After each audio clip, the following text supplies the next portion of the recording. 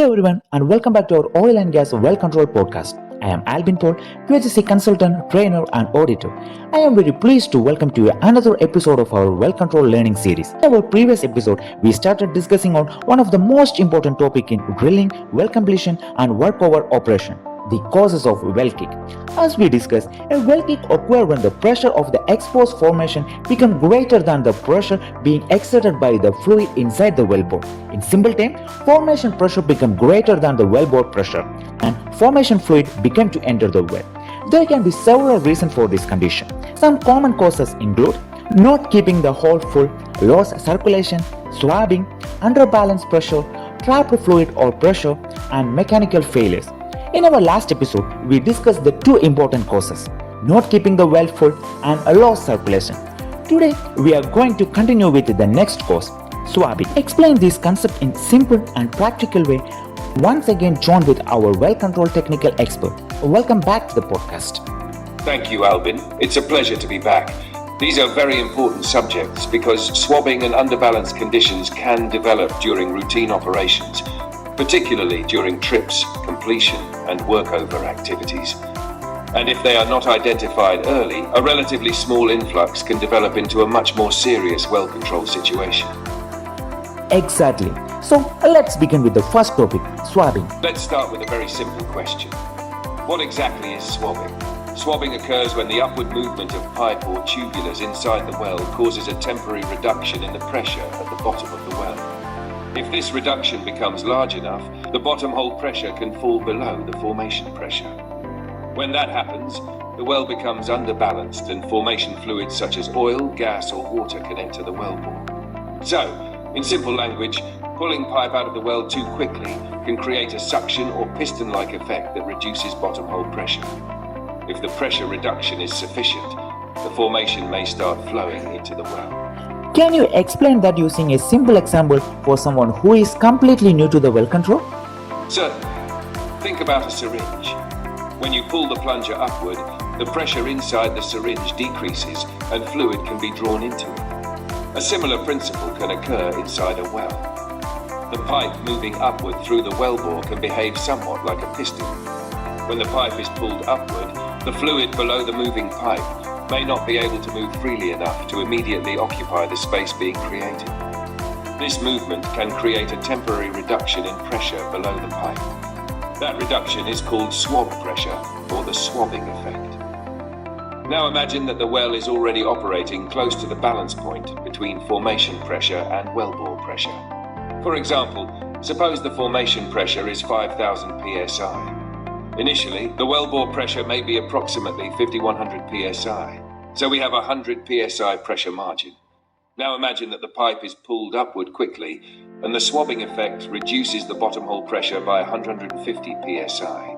The bottom hole pressure could temporarily fall to approximately 5,100 minus 150 equals 4,950 psi. Now the formation pressure is 5,000 psi, while the wellbore pressure is only 4,950 psi. The well has become underbalanced by 50 psi. Formation fluid can therefore begin entering the well.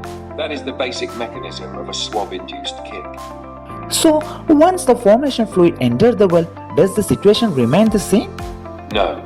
This is where the situation can become more serious. Suppose formation gas or oil enters the wellbore because of the initial swabbing action. The formation fluid may replace some of the heavier wellbore fluid. This can reduce the effective hydrostatic pressure of the fluid column. Remember, hydrostatic pressure depends on fluid density and the height of the fluid column. If heavy completion fluid is replaced by a lighter formation fluid, particularly gas, the pressure exerted by the fluid column can decrease. That creates an additional reduction in bottom hole pressure. So we can have a chain reaction. Pipe pulled upward, swabbing effect, bottom hole pressure decreases, formation fluid enters, fluid column becomes lighter, hydrostatic pressure decreases further, more formation fluid enters. This is why early detection is extremely important.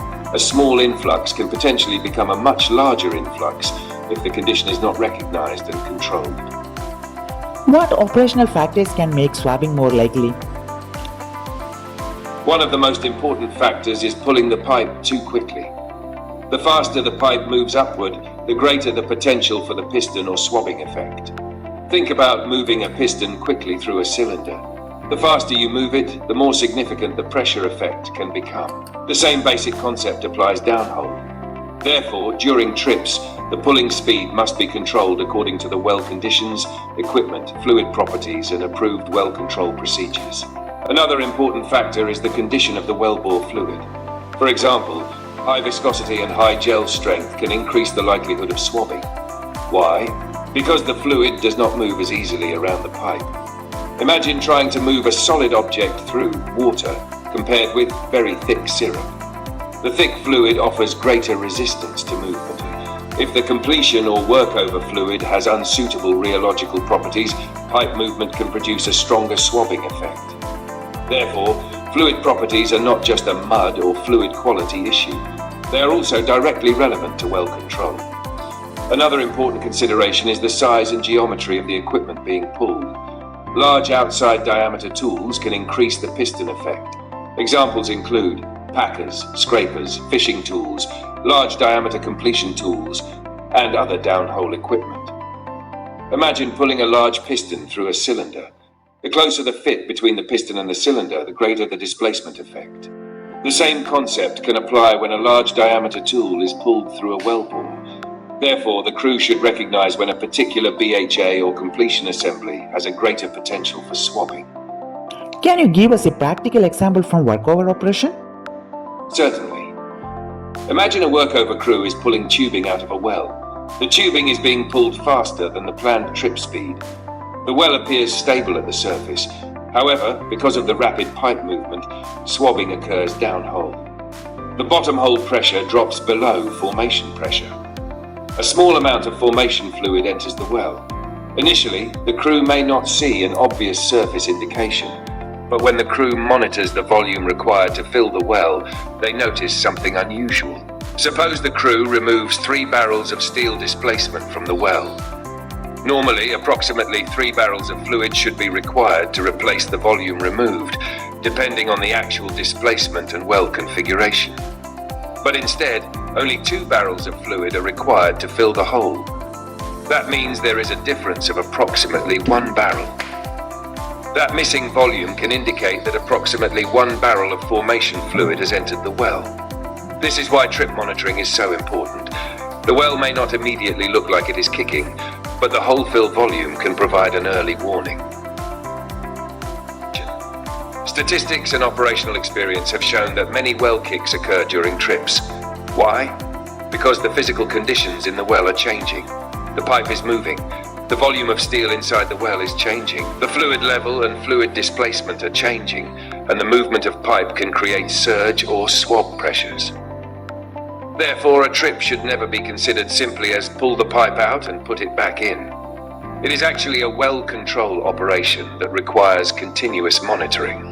The crew needs to know how much pipe has been removed, how much fluid should be required to fill the well, how much fluid was actually used, whether the well is flowing, and whether there are any unexplained differences. So, what should the crew look for? The most important point is, do not wait for a large surface indication before taking a possible kick seriously. The crew should closely monitor trip tank volumes, hole fill volumes, well flow, fluid levels, pump and pressure behavior where applicable, and any unexpected changes in well conditions. If the well requires less fluid than expected to replace the volume of pipe removed, that should be investigated.